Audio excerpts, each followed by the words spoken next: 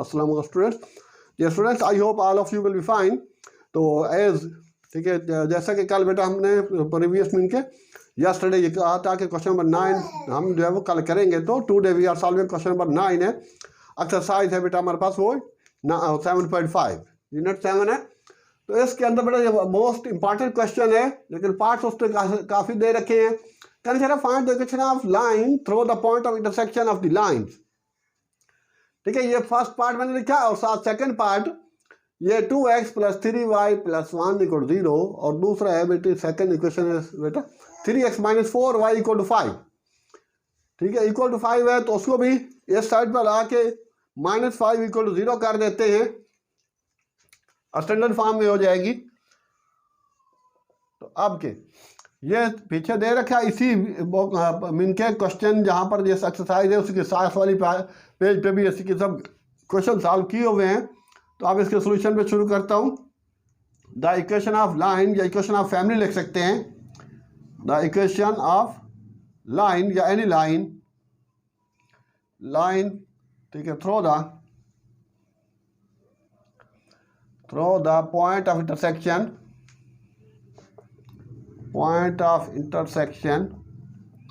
Of L1 and L2 is. ठीक है, इसको L1 का नाम दे देते हैं और इसको L2 का नाम दे देते हैं।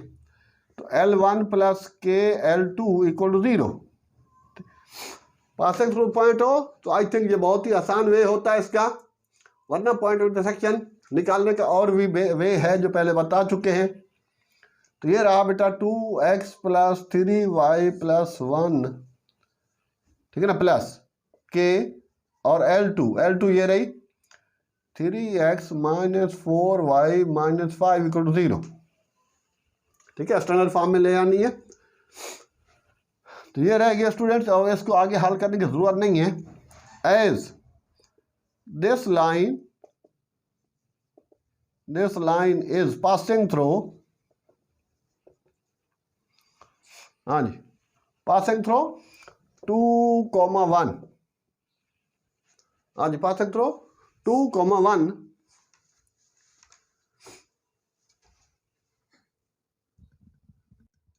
जी। तो स्टूडेंट्स अब ये है बेटा this line is passing through, कैसे पास हो रही है 2,1 से। तो जब कोई लाइन किसी पॉइंट से पास हो रही तो वो पॉइंट x और y की जगह रख दिया जाता है। तो अब x की जगह इसमें रख देता हूँ, ये पूरी क्वेश्चन में 2 और y की जगह बेटा 1, तो ये 2 और ये 2 हो जाएगा, प्लस 3 और y की जगह 1 + 1 प्लस k और 3 और ये 2, ठीक है ना, x की जगह 2 y की जगह 1 5 = 0। तो यहाँ से हम k की वैल्यू निकालेंगे, वो इसमें रख देंगे तो हमारे पास रिक्वायर्ड इक्वेशन आ जाएगी। तो ये इस तरह का शॉर्ट वे था बेटा 2 × 2 = 4, 3 + 1 k, 2 × 3 = 6 -4 -5 = 0। तो ये हो गया बेटा 7 + 1 8 प्लस k, और यहाँ कितना बन रहा है ये -6 -4 -5 तो -9 -3 = 0। तो ये हो गया बेटा k 8 -3 k = 0 और 8 = 3k और k = 8/3, ये आ गया। अब इसके बाद पुटिंग इन 1 में रख लेते हैं। तो यहाँ पर आ जाएगा स्टूडेंट्स हमारे पास 2x + 3y + 1 और प्लस 8, ये बेटा k की जगह 8/3 और अंदर 3x - 4y - 5 = 0। अब 3 एलसीएम लेते हैं तो ये इधर मल्टीप्लाई हो जाएगा, 3 × 2 = 6x + 3 × 3 = 9y + 3 × 1 = 3 प्लस 8 × 3 = 24x, ठीक है ना, 8 इधर मल्टीप्लाई होगा और -8 32y - 40 = 0 और ये 3 इधर भेज के 0 कर देंगे और ये 24 और ये 6x 30x और ये इसको माइनस करेंगे तो ये बेटा आ जाएगा आपके पास 23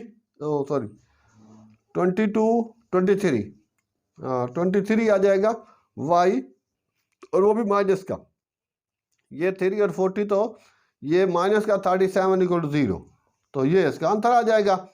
तो सिंपल सी स्टूडेंट्स इक्वेशन मैंने लिखी और उसको मैंने वहाँ से बेटा फाइंड आउट कर लिया, ठीक है, और उसको इक्वेशन ऑफ फैमिली लिखी, पहले भी कर चुके हैं।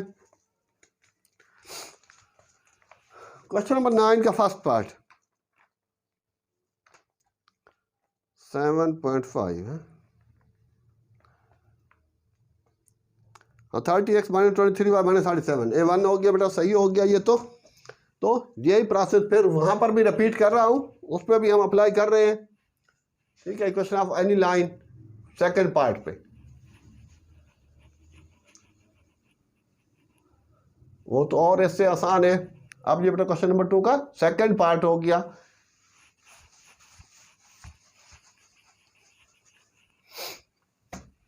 Find the equation of line passing to the point of intersection.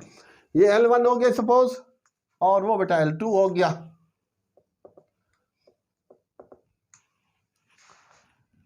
x minus 4y minus 3, अब बेटा x minus 4y minus 3 equal to 0 standard form में हो गई।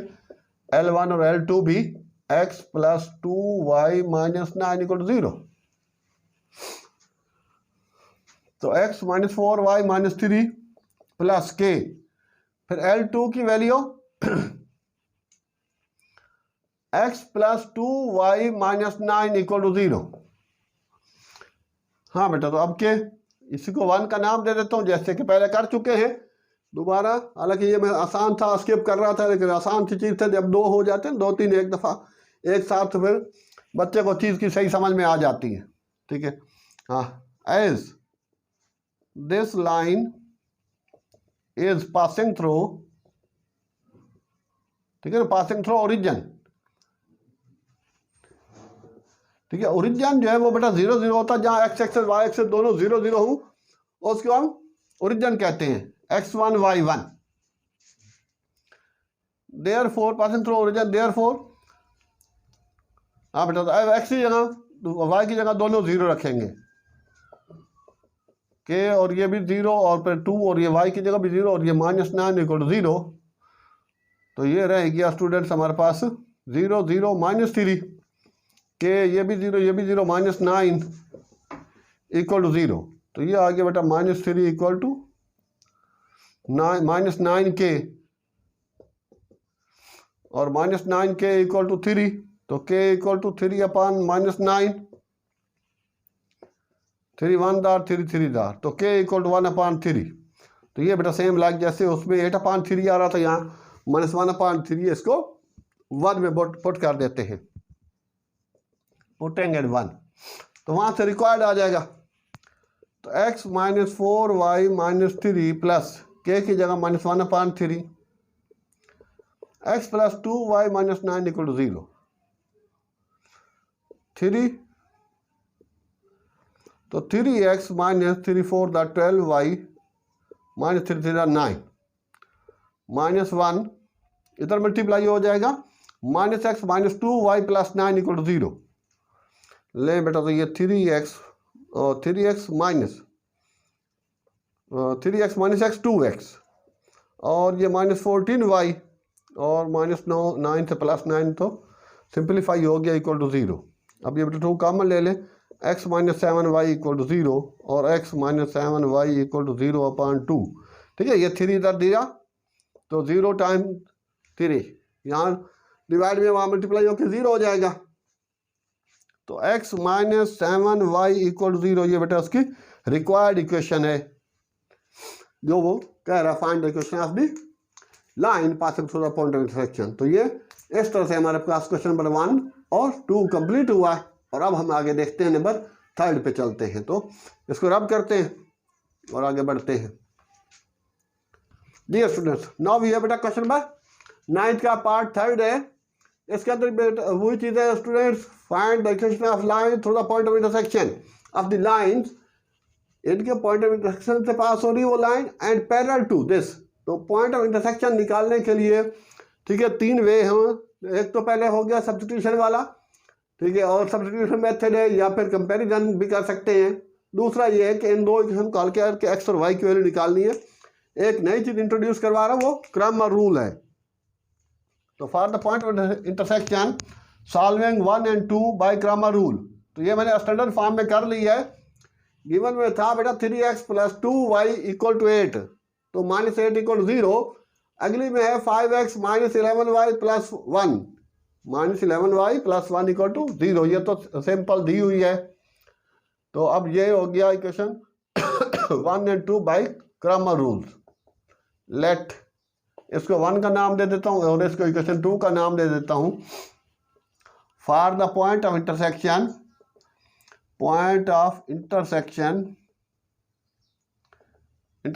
Solving equation 1 and 2 by Cramer rules. ठीक है ना, क्रैमर्स रूल ये second year में ही आमतौर पर पढ़ाया जाता है, पहली क्लासों में नहीं होता।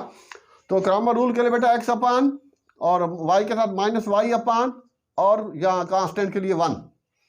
x के लिए x का कोफिशिएंट छोड़ देना है, यूँ समझें, उसको इसके नीचे लिख लेता हूँ 5x - 11y + 1 = 0। तो x का चीज नहीं लेनी, तो y के कोफिशिएंट लिए 2 - 11 और कांस्टेंट -8 और 1। सिमिलरली y के लिए y को छोड़ दिया, x के ले लिए, तो 3 5 और -8 और 1। ठीक है ना, ये इस चीज को स्किप करना है। कांस्टेंट के लिए बेटा कांस्टेंट को नहीं लेना, 3 5 2 - 11, तो ये यहां पर आ जाएगा। अब इसको हल कर लेते हैं, तो 1/, ये इजी वे होता है जिसमें जब देखें कि क्वेश्चन बिल्कुल ही, अब मल्टीप्लाई करना भी मसला है, सब्स्टिट्यूशन से भी ये कहानी थोड़ी सी लंबी है। अब x अपान कर लूंगा तो ये कितना हो गया, 2 1 था 2 माइनस फार्मूले का ये 11 8 था 88, तो प्लस का 88 हो जाएगा, ये माइनस फार्मूले का है। हाँ भाई रोकना जरा जी स्टूडेंट। तो ये बेटा इसको मल्टीप्लाई किया क्रॉस में, 2 1 था 2 माइनस फार्मूले का और 11 88, फिर 3 1 था 3 माइनस फार्मूले का, 5 8 था 40, ये -33, 3 11 था और माइनस फार्मूले का 2 5 था 10। तो अब क्या आ गया बेटा, x अपान -86 = -y अपान 3 + 40 = 1/- -23। ठीक है, ओके। हाँ बेटा, तो ये भी सॉरी ये माइनस का था, तो ये -43 आएगा। ये आ रहा है स्टूडेंट्स x अपान -86 = -y अपान बेटा 43 = 1/- -43। अब ये कांस्टेंट टर्म दोनों के नीचे अलग अलग रख सकते हैं, तो ये x अपान -86 = 1/- -43, ये कांस्टेंट टर्म इसकी भी को रखनी है और इसकी इक्वल भी रखनी है। तो यहाँ से बेटा माइनस से माइनस खत्म। x के लिए क्या करूँ, 86 ऊपर इधर ऊपर क्रॉस में कर दिया, तो 43 1 था 43 2 था, तो x की वैल्यू आ गई 2, जो पॉइंट ऑफ इंटरसेक्शन था। सिमिलरली इसको y के इक्वेट किया, तो -y अपान 43 = -1/43, माइनस से माइनस गया, 43 से 43 गया, y = 1। ले बेटा x की वैल्यू 2 है और y की वैल्यू 1 है, तो ये इनका पॉइंट ऑफ इंटरसेक्शन हो गया और कुछ डायग्राम इसकी यूं बन गई। ठीक है, ये तो बाद में करते हैं। ये लाइन 1 हो गई और ये लाइन 2, ये उनके पॉइंट ऑफ इंटरसेक्शन है जो कि 2 और 1 आ रहा है। एक मिनट में चेक कर लूँ क्या सही है ना। 2 यहाँ रखा है बेटा, 2 5 are 10 -11 + 1। ठीक है, ठीक है, एग्जिस्ट कर गए ना, किसी भी एक इक्वेशन में रख दें x और y की वैल्यू, अगर वो एग्जिस्ट कर जाए कि राइट साइड लेफ्ट साइड के इक्वल आ गई है, तो इट मीन कि आंसर इज करेक्ट। अब अगला स्टेप चलते हैं, जो रिक्वायर्ड लाइन है वो बेटा इसके पॉइंट ऑफ इंटरसेक्शन से पास हो रही है, और वो L1 जो शुरू में दी हुई है L3 यू समझे उसके पैरेलल है, तो ये हो जाएगा 6x + 13y - 25 = 0। तो अब हमें इक्वेशन किसकी चाहिए, इस इक्वेशन लाइन की चाहिए। तो इस लाइन की इक्वेशन जो पॉइंट ऑफ इंटरसेक्शन से पास हो रही है, उसके लिए इक्वेशन ऑफ लाइन के लिए हमें एक पॉइंट चाहिए होता है, एक स्लोप चाहिए होती है। इसकी स्लोप नहीं है लेकिन वो इसके पैरेलल है, पैरेलल है तो स्लोप्स इक्वल होती है। तो ये हो गया बेटा slope of given line, given parallel line लिख देंगे तो और अच्छी बात होगी। तो वो हो जाएगा बेटा m1 equal to minus A upon B, पहले क्वेश्चन में सॉरी कल पे थे, तो ये हो गया माइनस ए बेटा माइनस 6 अपान 13, ये स्लोप हो गई, and slope of required parallel line, ये ए एल पैरेलल के लिए parallel line is m equal to m1, जब लाइन पैरेलल होती है स्लोप एक जैसी होती है तो माइनस 6 अपान 13। अब ये बेटा स्लोप है और वो पॉइंट जो निकला था ये 2 1 वाला, 2,1, ये x1 y1 हो गया, अभी जो 1 और 2 को सॉल्व करके निकाला है। अब हम लगा लेंगे slope point intercept, slope point formula, तो सिंपल सी चीज़ है तो उसके अंदर ये सॉल्व हो जाएगा। बस यहाँ तक था कहानी, आगे है आसान। तो ये थोड़ी सी चीज़ मिटा रहा हूँ, यहाँ जगह थोड़ा मेरे पास कम है, क्वेश्चन लेंथी हो गया। ले बेटा, now equation of the required line,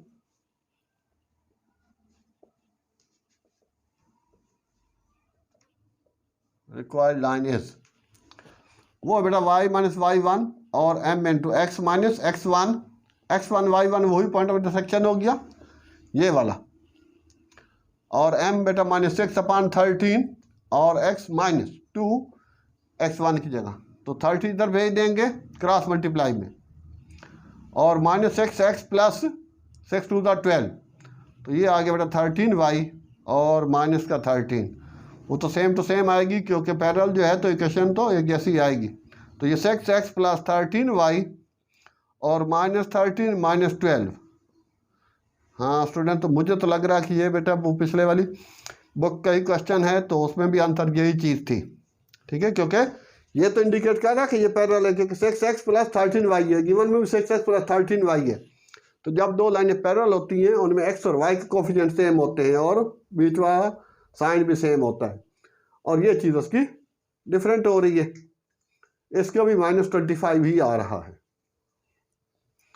ठीक हो गया। तो ये था स्टूडेंट्स हमारे पास, एक मिनट चेक कर लूँ कि कहीं ऐसा मसला तो नहीं हुआ, या उसने भी वही दे रखी है जो उसकी, ये तो गिवन और ये सेम टू सेम आ रही है। 6 टू द 12 हो गया, माइनस 12 इधर आ गया, तो ये इतनी ही आ रही है। एक मिनट, तो ये था क्वेश्चन नंबर हमारे पास थर्ड, क्वेश्चन लेंथी हुआ। हाँ बेटा 9th का थर्ड पार्ट है, हाँ यही है, -25 है 6x plus 13y। Okay students, तो अब के इसके बाद अब बेटा फोर्थ पे चलते हैं। तो उसका पॉइंट ऑफ इंटरसेक्शन निकालना, ये अभी आपको नया रूल बताया है, क्रामर रूल वाला। वो जब इक्वेशन देखें कि दरअसल बहुत सी डिफरेंट है, कि एक को मल्टीप्लाई करने से दूसरी नहीं बन रही, तो हम क्रामर रूल ही लगाते हैं। अब लेकिन जब यहाँ पर ये बेटा 1 और 2 को सॉल्व करके हम पॉइंट ऑफ इंटरसेक्शन निकाल लेते हैं, वैसे ही ऐसे, हाँ बेटा, फॉर द पॉइंट ऑफ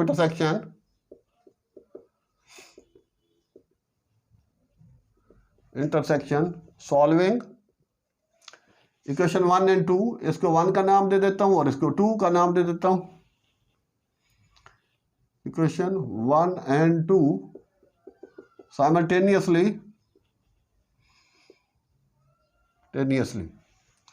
ठीक है, ये बेटा साइमल्टेनियसली सिमिलरली नहीं है। तो देयरफॉर, हाँ बेटा एडिंग 1 एंड 2, क्योंकि उसमें भी बेटा 3y प्लस क्या है, इस पर माइनस क्या था, प्लस का, जस्ट ऐड करेगा तो खत्म हो जाएगा। देयरफॉर एडिंग 1 एंड 2, तो ये रहेगी 2x minus 3y plus 4 equal to 0, और दूसरी है बेटा 3x plus 3y minus 5 equal to 0। Add करेंगे, सिंप्लीफाई हो जाएगा। अब कितना हो जाएगा, 3x प्लस 2x तो 5x, और ये बेटा ऐड किया है तो -1 इक्वल टू 0 और x इक्वल टू -1/5। x की वैल्यू आ गई, तो पुटिंग इन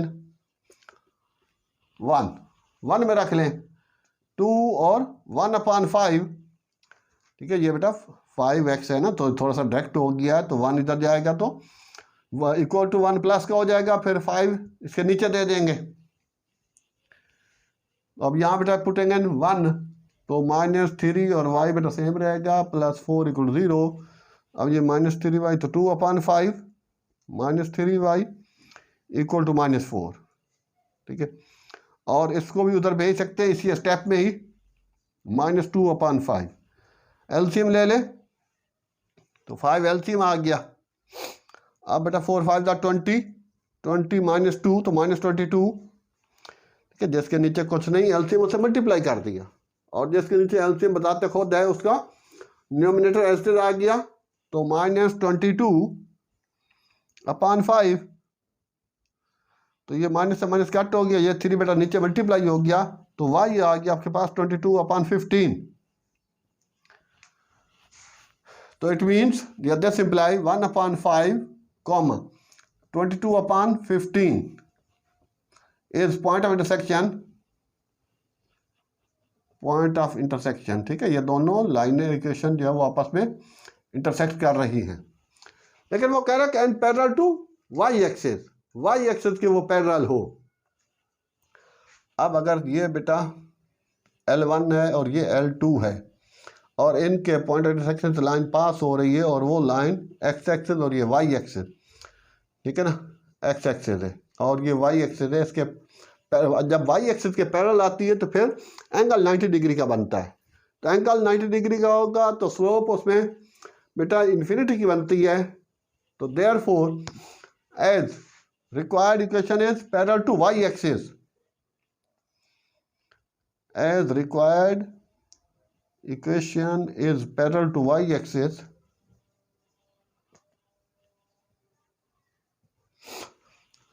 ठीक है। अगर बेटा ये y - y1 m और x - x1 लें तो ये m इसके नीचे रखें, क्योंकि जब कभी आपके पास वैल्यू इन्फिनिटी की हो उस सूरत हाल के लिए आपने उसको इन्फिनिटी समथिंग अपॉन इन्फिनिटी 0 हो सकती है। तो ये हो जाएगा बेटा 0 और x - x1 रह जाएगा। तो इस वजह से इस प्रोसेस को दिखाने की करने की ज़रूरत नहीं है, तो सिंपल ये उस वजह से बताया ताकि आपको पता हो कि ये बेसिकली हो कैसे रहा है। तो आप इतना याद रख लें, as required line is parallel to Y axis, तो फिर बेटा हो जाएगा x = x1 अगर पैरेलल टू वाई एक्सिस है। तो अगर पैरेलल टू x एक्सिस है तो सूरत हाल के लिए y = y1 कर दिया जाता है। तो ये हो गया x y1 जो है वो बेटा 1/5, ये जो पॉइंट ऑफ इंटरसेक्शन निकला, तो ये 5x = 1 तो 5x - 1 = 0, ये उसकी रिक्वायर्ड इक्वेशन है जो L1 और L2 के पॉइंट ऑफ इंटरसेक्शन से पास हो रही है, और ये पैरेलल टू वाई एक्सिस है। हाँ भाई, अब इसको ज़रा होल्ड करें फिर आगे बढ़ते हैं नंबर 5 वाले।